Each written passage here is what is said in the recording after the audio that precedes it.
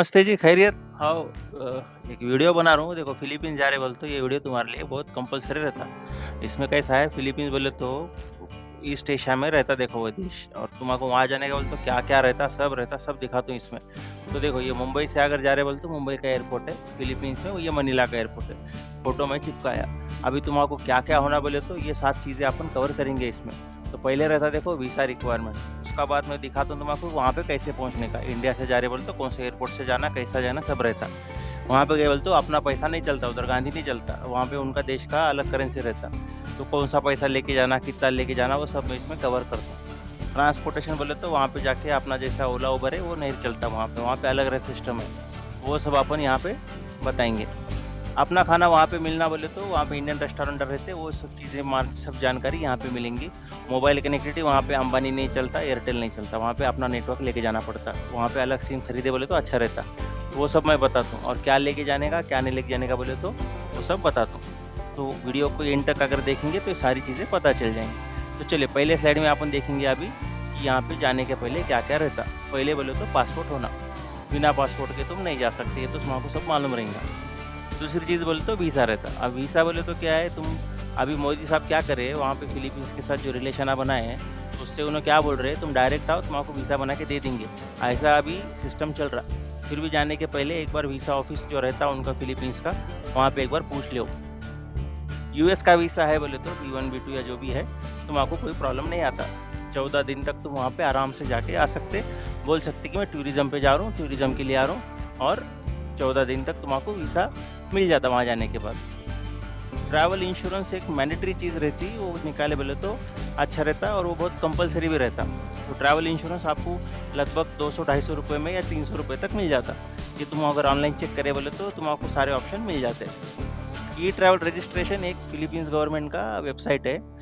वहाँ पे तुमको डालना पड़ता तुम्हारे सारे डिटेल्स, तुम कब आ रहे, कब जा रहे, कौन से होटल में रुक रहे, कहाँ घूम रहे, ऐसे छोटे-छोटे मामूला चीज़ें है, वो सब डिटेल्स तुमको उसमें डालना पड़ता। वो डिटेल्स वहाँ पे जाने के बाद जब तुम इमिग्रेशन करेंगी, ये सारे डिटेल्स वहाँ पे वो बारकोड के ज़रिए तुम्हारे फ़ोन में देखता उन्हें। रिटर्न टिकट कंपल्सरी निकाल के रखना, वहाँ जाने के बाद उन्हें पूछते, कितने दिन रहते, वापस जा रहे, नहीं जा रहे, तुम्हारे कौन सा होटल बुक रहेगा, तो छोटी-छोटी चीज़ें हैं, वो निकाल के रखे बोले तो वहाँ पे जाने के बाद कोई दिक्कत नहीं आती। तो ये रहेंगी अपनी प्री ट्रैवल रिक्वायरमेंट। अब कैसा जाना है बोले तो वहाँ पे अपने को जाने के लिए 4 ऑप्शन है, डायरेक्ट फ्लाइट नहीं रहती इंडिया से। हाँ, डायरेक्ट फ्लाइट अभी तक इंडिया से नहीं है। तो वहाँ पे जो मेन पोंट्री एंट्री है, वो जाने के लिए 2 पोर्ट है, एक है मनीला और दूसरा है सीबू। सीबू बोले तो मनीला से लगभग 1 डेढ़ 2 घंटे का एयर ट्रैवल है। बेस्ट ऑप्शन रहता है मनीला, सस्ता भी है, इकोनॉमिक भी है, अच्छा भी है। मनीला को जाने का बोले तो यहाँ से इंडिया से कोई भी फ्लाइट पकड़ के पहले जाओ सिंगापुर, वहाँ से आगे की फ्लाइट रहती। तो वो दूसरा ऑप्शन है बोले तो कोलालमपुर है, जो कि मलेशिया से रहता। तीसरा थाईलैंड बैंकॉक और चौथा हांगकांग। बेस्ट ऑप्शन बोले तो सिंगापुर रहता। अब तुमको देखो कौन सा कमर्शियल अच्छा रहता है, लेकिन मैं तो रिकमेंड करूँगा कि सिंगापुर एयरलाइन से वाया सिंगापुर जाना सबसे बेस्ट ऑप्शन रहता। देखो अभी यहाँ से सिंगापुर जाने का बोले तो लगभग 5.5 घंटे का एयर ट्रैवल है और आगे सिंगापुर से मनीला का बोले तो 3 साढ़े 3 घंटे का एयर ट्रैवल रहता। तो उतना टाइम खाली तुम हवा में रहते, मतलब जहाज में रहते, और बाकी का टाइम फिर एयरपोर्ट पे कितना टाइम है, तुमको एयरपोर्ट जाने का कितना टाइम है, अकॉर्डिंगली तुम कर सकते प्लान। और जब हमारी यहाँ से सिंगापुर की फ़्लाइट और सिंगापुर से आगे की फ़्लाइट दोनों के बीच में जो लेओवर रहता कनेक्टिंग फ़्लाइट का, 4 से 5 घंटे का गैप रखो। देखो बोले तो कैसा ये फ़्लाइट थोड़ा सा आगे पीछे भी हो गया तो आगे का फ़्लाइट तुमको कंफर्टेबली मिल जाता। और तुमको एक बार लगेज यहाँ से चेक इन कर दिए, तो सिंगापुर में हो या जहाँ पे भी हो, बीच में उसको कनेक्ट करने की ज़रूरत नहीं रहती, उन्होंने अपने आप कर लेते। और सिंगापुर में तुम 4-5 घंटे जो रुकेंगे, तो उसमें वो ट्रांज़िट वीज़ा या कोई भी वीज़ा की ज़रूरत नहीं रहती। उन्होंने डायरेक्टली तुम्हारा ये जो टिकट है, उसके हिसाब से तुमको बोर्डिंग पास जो है, वो यहाँ से अगर मुंबई से जा रहे, तो मुंबई में दोनों बोर्डिंग पास दे देते। जैसे मुंबई से सिंगापुर और फिर सिंगापुर से मनीला। तो दोनों बोर्डिंग पासा लेने का, अपना खाली कैबिन बैगेज है, वो साथ में लेके घूमने का। चेक इन लगेज एक बार यहाँ पे दे दिए, तो डायरेक्ट मनीला में मिलता। समझ गए? हाँ। और जैसे सिंगापुर में मान लो तुम टर्मिनल 1 पे उतरे और तुम्हारा दूसरा फ्लाइट टर्मिनल 3 पे है, तो ये स्काई 10 रहता वहाँ पे, फ्री रहता और हार्डली 10 मिनट में तुम पहुँच जाते टर्मिनल 1 से टर्मिनल 3 या टर्मिनल 4 जो भी है। तो सिंगापुर में उतनी दिक्कत नहीं आती, टर्मिनल चेंज भी रहा बोले तो। जैसे मुंबई में तुमको मालूम रहेगा टर्मिनल 1, टर्मिनल 2 जाने का बोले तो बहुत दिक्कत है। तो वहाँ पे ऐसा प्रॉब्लम नहीं है, इमीडिएटली तुम स्काई ट्रेन पकड़ के फ्री में पहुँच जाते दूसरे टर्मिनल पे।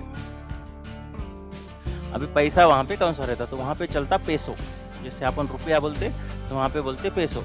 तो मान लो तुम 100 पेसो खर्च करे, इसका मतलब इंडिया की करेंसी के हिसाब से तुम लगभग 150 रुपए खर्चा कर रहे हो। तो मतलब हाँ, वो तो 1.5 टाइम्स ज़्यादा है वहाँ पे वैल्यू अपने रुपए की। उनके पैसों की वैल्यू अपने से 1.5 टाइम ज़्यादा है। तो अभी कितना पैसा लेके जाने का? तो वहाँ पे देखो गूगल पे, फ़ोन पे ऐसी चीज़ें जो है, तो वहाँ पे उनका लोकल यूपीआई चलता, लेकिन उससे अपना काम नहीं होता क्योंकि अपना बैंक अकाउंट वहाँ पे रहता नहीं। तो अपने को क्या लेके जाने का? तो कैश लेके जाने का। अभी कैश तुम क्या लेके जाते? पैसों लेके जाने का बोलते यहाँ पे महँगा रहता। तो इससे अच्छा है कि यूएस डॉलर लेके जाओ। तो कितना? तो लगभग 300 250-300 यूएस डॉलर अगर तुम्हारा 2 हफ्ते का ट्रिप है, तो लेके जाने का क्योंकि वहाँ पे सब जगह पे ज़्यादा से ज़्यादा कैश ही चलना पड़ता है तुम्हें। क्योंकि कार्डा-वाडा जो है, तो कहीं पे लेते हैं, कहीं पे नहीं लेते। और जैसे तुम्हारे पास अगर अमेरिकन एक्सप्रेस का कार्ड है, तो बहुत ही कम जगह पे लेते हैं। जैसे कोई 5 स्टार होटल है वगैरह, तो वहाँ पे चल जाता है। बाकी जगह पे, सब जगह पे कैश ही माँगते हैं उन्हों। तो मान लो तुम $300 लेके गए और वहाँ पे जाने के बाद जैसे एयरपोर्ट पे उतरे, तो एयरपोर्ट में कन्वर्ट करा के ले सकते पैसों में, या तो फिर बाहर अगर तुम किसी मॉल में गए, तो वहाँ पे बहुत सारे ऑप्शन हैं। तो यूएस डॉलर से पैसों में कन्वर्ट करके लेने के लिए कोई भी प्रॉब्लम नहीं आएँगी तुमको, कहीं भी मिल जाता। एक टिप बताता हूँ, जैसे तुमने यूएस डॉलर ले लिया और वहाँ पे जाके अगर तुम चेंज करने का बोल रहे हो, तो उन्हें पूरा नोट ऐसा निकाल के देखता डॉलर का। उसमें कहीं से भी फटा है, कुछ लिखे वाला है, कहीं पे फ़ोल्ड किया हुआ है, थोड़ा-सा भी टेम्पर्ड है, तो उन्हें नहीं लेते। तो अच्छा है कि तो वो सारे नोटा जो डॉलर के रहते, वो यहीं से देख के लेके जाओ, जहाँ से भी तुम लेंगे वो। ठीक है भाई, तो अभी अपने को करेंसी का पता चल गया। अभी अपन देखेंगे वहाँ पे ट्रांसपोर्टेशन के क्या ऑप्शंस है, तो वहाँ पे एक ऑप्शन चलता है ग्रैब। तो ग्रैब बोले तो एक ऐप रहता है, जैसे अपना ओला का, उबर का है, वैसे वहाँ पे चलता ग्रैब। तो जाने के पहले ग्रैब को डाउनलोड करो और वहाँ पे जाने के बाद तुम्हारा वहाँ पे जो भी सिम वगैरह रहेगा, जो मैं अगली स्लाइड में कवर करूँगा, उसके हिसाब से तुम इंटरनेट पे ये ग्रैब चला सकते। ग्रैब ऑप्शन काफ़ी अच्छा है वहाँ पे, बहुत आसानी से मिल भी जाती है वहाँ पे टैक्सी लोग। और अगर बाकी टैक्सी को बोलेंगे, तो वहाँ पे लोकल प्राइवेट टैक्सी जो एयरपोर्ट पे वगैरह मिलते, वो है अच्छे, लेकिन थोड़े से महँगे भी रहते हैं और कभी-कभी क्या कोई भरोसा नहीं वहाँ पे, कौन कैसा लेके जाएगा, क्या लेके जाएगा। सबसे बेस्ट रहता है ग्रैब। अगर ग्रैब नहीं मिला, तो फिर लोकल टैक्सी तो अवेलेबल मिल ही जाती है। और स्कूटी भी रेंट पे मिल जाती है, बट कैसा है कि तुम दूसरे देश में हो भाई, तो वहाँ पे तुम स्कूटी पे घूमना कैसे करना बोले, तो थोड़ा-सा रिस्की रहता। रास्ते मालूम नहीं रहते वहाँ पे, एक तो फिर वो अपने को उनका लेफ्ट हैंड ड्राइव है, अपना राइट हैंड ड्राइव है, तो थोड़ा-सा वो दिक्कत हो जाती है। तो इससे अच्छा है कि टैक्सी यूज़ करो, नहीं तो ग्रैब यूज़ करो। सस्ता और इकोनॉमिक बोले तो जीपनी, जैसे हम तुम देख रहे होंगे यहाँ पे एक जीपनी है, तो ये अपने टुक-टुक टाइप एक शेयरिंग कैब रहती। ये सस्ता और इकोनॉमिक है, लेकिन वहाँ पे कैसा है, ये लोगों को अंग्रेज़ी नहीं आती। तो तुम अगर कहीं पे चल रहे, कुछ कर रहे बोले, तो फिर थोड़ा-सा तुमको उतना बात करने को आना है उसके साथ, नहीं तो ये बहुत सस्ता ऑप्शन है। और ये लेकिन मार्केट में वगैरह चलती, जैसे तुम अगर कोई आईटी पार्क या हाई-फाई एरिया में जा रहे, जैसे बीजीसी बोल के एक एरिया है मनीला में, जहाँ पे सारे अपने आईटी पार्क के ऑफिसेस वगैरह हैं, वहाँ पे इनको अलाउ नहीं रहता, खाली एंट्री तक उन्हें लाके छोड़ देता, आगे तुम तुम्हारा देखो और आगे फिर तुम ये कैब करके भी जा सकते। सही है भाई, तो अभी डोमेस्टिक फ्लाइट वहाँ पे बहुत ज़्यादा है, क्योंकि ये फिलीपींस कैसा है, सब आइलैंड पे बना हुआ है, अलग-अलग समुद्र पे अलग-अलग आइलैंड है। तो उसके बीच में अगर जाने का बोले, तो सबसे बेस्ट ऑप्शन रहता है तुम डोमेस्टिक फ्लाइट से जाओ। तो सबसे अच्छा वहाँ पे ट्रैवल ऑप्शन है डोमेस्टिक फ्लाइट का, फिलीपींस एयरलाइंस का। सीबू एयरलाइन और ऐसे कुछ है आपको, सीबू पैसिफिक वगैरह, बट उनका टाइमिंग का कोई भरोसा नहीं है। तो सबसे सेफ और किफ़ायती बोले तो फिलीपींस एयरलाइंस रहता। प्रॉब्लम ये है कि खाली 10 केजी अलाउ करते डोमेस्टिक फ्लाइट पे लगेज इकोनॉमिक क्लास में। तो तुम्हारे पास अगर लगेज ज़्यादा है, तो थोड़ा-सा कम लेके जाओ, नहीं तो वहाँ पे फिर 1-1 किलो के लिए लगभग 700-800 रुपए लेते, एक्स्ट्रा अगर बैगेज रहेगा तो। ये आपका चेक इन बैगेज का हो गया।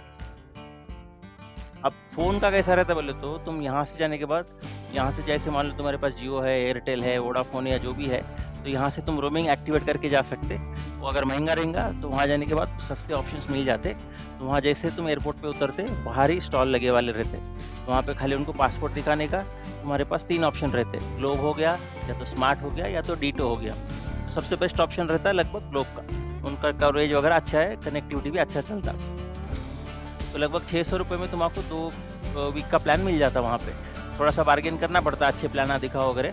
अगर एयरपोर्ट पे नहीं मिला, तो तुम किसी मॉल में जाएँगे, या तो फिर ग्लोब का वहाँ पे जो आउटलेट रहता, उसके साथ भी अगर जाओगे, तो वहाँ पे अच्छे-अच्छे ऑप्शन मिल जाते तुमको। जैसे मान लो मैं ग्लोब खरीद रहा, 2 वीक का ही दे दो मेरे को, 1 महीने का नहीं चाहिए। नहीं तो उन्हें क्या बोलते, तुम 1 महीने का लो, 6 महीने का लो, तो महँगा पड़ता। तो उससे अच्छा है उनको बोलने का मेरे को 2 हफ्ते रहने का है यहाँ पे, खाली 2 हफ्ते का ही दे। तो उसमें डेटा और लोकल कॉल अपने को मिल जाता, लगभग 600 या 1000 रुपए के अंदर सब काम हो जाता अपना। तो सिम कार्ड मिलना कोई बड़ी बात नहीं है, एक लगभग 30 मिनट में अपना काम हो जाता। यहाँ पे भी लेकिन खाली अपने को पेमेंट कैश में ही देना पड़ता, इन लोग नहीं लेते वो कार्डा-वार्डा कुछ। आगे अपन देखेंगे कि क्या-क्या खाना मिलता है। अभी जैसे ये रेस्टोरेंट देखो तुम, यहाँ पे दिख रहा होगा तुमको न्यू बॉम्बे रेस्टोरेंट। तो ऐसे बहुत सारे रेस्टोरेंट हैं, लेकिन बड़े-बड़े सिटी में ही है, जैसे मनीला वगैरह मैंने बोला। छोटे-छोटे अगर जैसे आइसोलेटेड प्लेसेस में जाओगे तो मुश्किल है थोड़ा-सा खाना मिलना।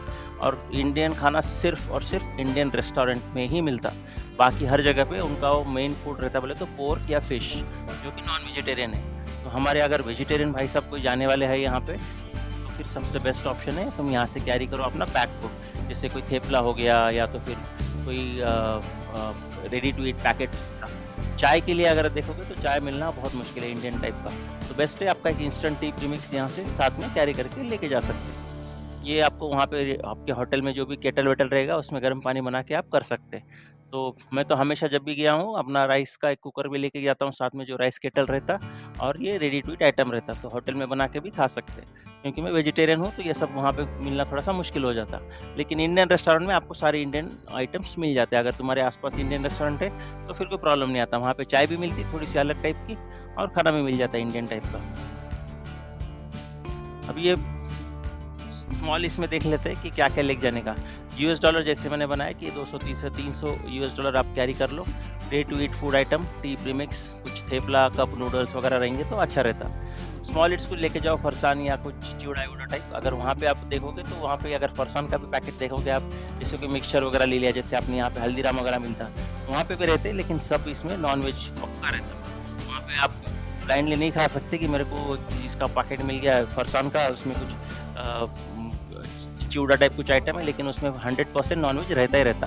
तो थोड़ा-सा केयरफुल रहो और जितना कम लगेज लेके जाएँगे उतना अच्छा है, क्योंकि वहाँ पे फिर जैसे मैंने बोला डोमेस्टिक अगर आपको घूमने का है फ्लाइट से तो 10 केजी से ऊपर है तो पैसे ज़्यादा लगते हैं। अब वहाँ पे क्या-क्या मिलता है, तो वहाँ पे बहुत सारे मॉल है, जैसे मनीला में देखोगे तो मॉल ही मॉल बने हुए हैं, बहुत सारे ग्रोसरी स्टोर भी है, तो वहाँ पे मिल्क पैकेट आराम से मिल जाते हैं। अगर तुम्हारे पास चाय का कुछ इंतज़ाम है, चाय केटल वगैरह है, तो चाय आप बना सकते हो। बिस्किट मिल जाते लेकिन लोकल मेड है, तो जैसे अपना जो टेस्ट रहता है यहाँ पे बिस्किट का, वो टेस्ट नहीं आता लेकिन मिल जाते। सिम कार्ड जैसे बोला बहुत आसानी से मिल जाता आपके पासपोर्ट के ऊपर। ब्रेड भी मिल जाता, लेकिन थोड़ा-सा केयरफुल रहो कि कोई ब्रेड अगर कोई नॉन वेजिटेरियन नहीं खाता होगा तो चेक कर लो कि ब्रेड में वेज है, नॉन वेज है, क्या है।